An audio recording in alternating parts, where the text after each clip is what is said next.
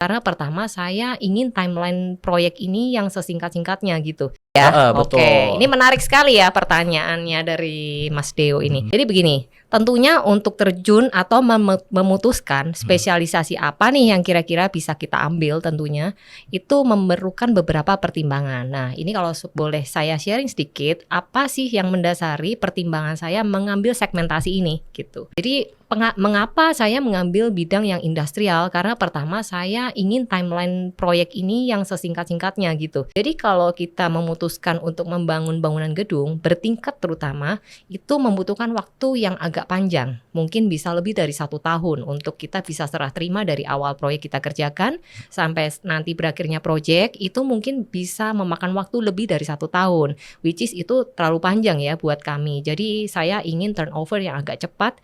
Jadi makanya kita memutuskan untuk mengambil spesialisasi di industri. Kenapa industri? Karena kalau kita menggeluti bangunan pabrik ini kebanyakan konstruksinya menggunakan konstruksi baja. Jadi kalau kita membangun menggunakan konstruksi baja, itu timeline pengerjaannya lebih singkat daripada kita membangun bangunan bertingkat contohnya.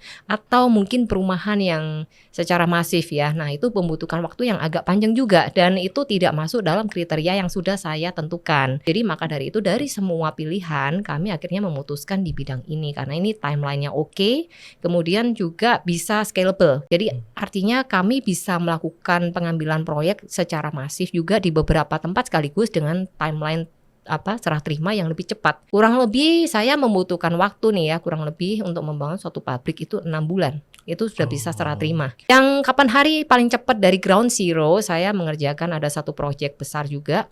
Itu membutuhkan waktu sangat singkat, 4-5 bulan udah harus handover gitu. Jadi karena konstruksinya memungkinkan ya dan cuacanya juga memungkinkan, maka syukurlah bahwa proyek itu bisa terlaksana dalam waktu sekitar 4-5 bulan kita sudah bisa handover dan pembayaran juga bisa lancar untuk perputaran modal berikutnya. Seperti itu kira-kira gambarannya.